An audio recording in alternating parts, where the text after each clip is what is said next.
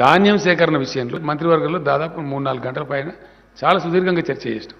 ఇప్పుడు తేలుతున్నది ఏంది, ఇక్కడ సింపుల్ విషయం. మొన్న పోయినప్పుడు మేము అడిగినాం చాలా స్పష్టంగా, యాసంగిలో మేము ఇచ్చిందే తీసుకోలేదు, తీసుకుంటామని ఇక్కడ ఎఫ్సీఐ మేనేజర్ రాసిస్తాడు. ఆయన రాసిచ్చిన లెటర్ మంత్రికి చూపించి నేనే స్వయంగా చూపించిన. ఇక ఆయన రాసిచ్చిండా ఈ పరిస్థితి. నా ముందే ఆయన ఏమంటాడు, ఆయన సస్పెండ్ చేస్తా. నువ్వు సస్పెండ్ చేస్తావు సస్తావు, రాసిచ్చిండు కాబట్టి మేము నీకు జోగినం బియ్యము దానికి డబ్బు తీసుకోవాలంటే ఇవ్వాలంటే మేము తీసుకోమంటాడు. ఎందుకు తీసుకోవాలంటే మేము బాయిల్డ్ రైస్ తీసుకోము, ఉప్పుడు బియ్యం తీసుకోము. మరి తీసుకోకపోతే నేను కొన్నా రైతులకు డబ్బులు ఇచ్చినా మరి అప్పుడు ఏం చేయాలి, నేను ఎటు పోవాలా అంటే దానికి సమాధానం చెప్పాడు. అప్పుడు ఏమంటాడు, మెడ మీద కత్తి పెట్టి, మొన్న మీకు ఇచ్చిన లెటర్స్ ఉంది మీ దగ్గర, భవిష్యత్తులో మేము పారాబాయిల్డ్ రైస్ ఇయ్యము అని మీరు అండర్టేకింగ్ ఇస్తే అది తీసుకుంటా. పోయిన యాసంగా ఇచ్చింది, లేకపోతే తీసుకోను అంటే అధికారులకు చెప్పినా నేను రాసేయండి, మరి తప్పదు కదా, మరి ఏం చేస్తాం మనం.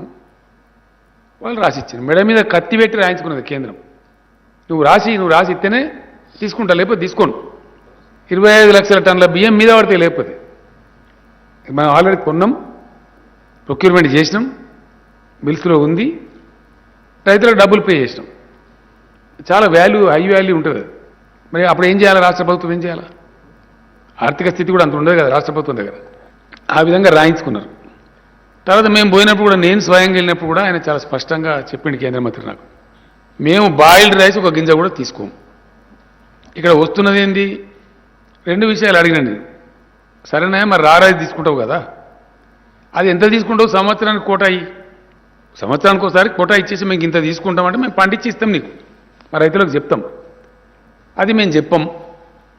తర్వాత వర్షాకాలంలో 40 లక్షలకు ఇచ్చినావు.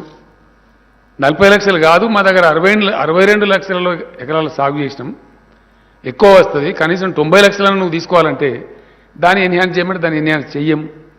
నేను పోయినా, నాతో పాటు మినిస్టర్లు వచ్చిండ్రు, ఆఫీసర్లు వచ్చిండ్రు, ఎంపీలు వచ్చిండ్రు, దానికి కూడా మేము సమాధానం చెప్పాం. ఈ విధంగా అటు వర్షాకాలం దానికే టార్గెట్ దిక్కులేదు. మళ్ళీ యాసంగి దానిలో ఉన్న బ్రహ్మ పదార్థం ఏం లేదు, వీళ్ళు ఆడుతున్న లంగనాటకం ఇలా బయట పడాలి. లాస్ట్ ఇయర్ దాకా తీసుకుంటామని చెప్పి సతాయించారు, మళ్ళీ వారి భవిష్యత్తులో ఏమైనా రాపించుకున్నారు, ఇవన్నీ చేసిండ్రు, అది జరిగిపోయింది. ఇప్పుడు సడన్గా ఒక గింజ కూడా, 1 కిలో కూడా మేము బాయిల్డ్ రైస్ తీసుకోము, మీరు రాసియండి అని మెడ మీద కత్తి పెట్టేమో రాయించుకోవాలి, అంతే కదా. ఇప్పుడు ఏం చేయాలి మరి రైతులు, ఏం జరగాలి ఇప్పుడు? బీజేపీ టీఆర్ఎస్ ఈ 2 పార్టీల యొక్క ఒప్పందం అదానీ అంబానీలకు అనుకూలం.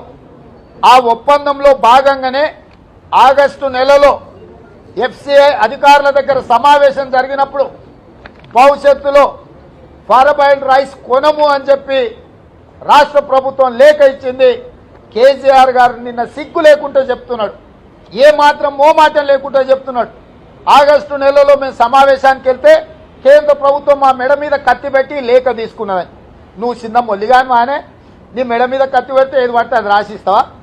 నీ మెడ మీద కత్తి పెడితే గజ్వేల ఫామ్ హౌస్ రాసిస్తావా? రాష్ట్ర ముఖ్యమంత్రి పదవి ఇతరులకు ఇస్తావా? నీ మెడ మీద కత్తి పెడితే నీ కొడుకును మంత్రివర్గంలో నుంచి తొలగిస్తావా? నీ మెడ మీద కత్తి పెడితే నీ బిడ్డని, నీ అల్లుని ఉన్న పదవుల నుంచి తొలగిస్తావా? నీ ఆస్తులు వదులుకోవు, నీ కుటుంబం పదవులు వదులుకోదు మెడ మీద కత్తి పెడితే. కానీ మెడ మీద కత్తి పెట్టిందనే నెపంతో తెలంగాణ రైతాంగం యొక్క హక్కులను కేంద్ర ప్రభుత్వానికి రాసిచ్చే అధికారం నీకు ఎవరిచ్చిందని నేను కేసీఆర్ని అడుగుతున్నా. ఇంతకంటే సిగ్గుమాలిన దుర్మార్గమైన చర్య ఏమని ఉంటుందా? రైతుల హక్కులు కాబట్టి రైతులను గాలికి వదిలేసి, రైతులను చావులకు వదిలేసి, రైతులు సమాధులకు వెళుతున్నా రైతుల హక్కులను కాపాడకుండా కేంద్ర ప్రభుత్వానికి లేఖ ఇచ్చి దొరికిన దొంగవు నువ్వు. హాయ్ ఫ్రెండ్స్, మా టుడే టుమారో యూట్యూబ్ ఛానల్ చూస్తున్నందుకు చాలా థ్యాంక్స్. మరిన్ని లేటెస్ట్ వీడియోస్ కోసం వెంటనే సబ్స్క్రైబ్ చేయండి. అలాగే ఈ బెల్ ని కూడా రింగ్ చేసేయండి. మా నోటిఫికేషన్స్ అన్ని మీ మొబైల్లో వస్తాయి.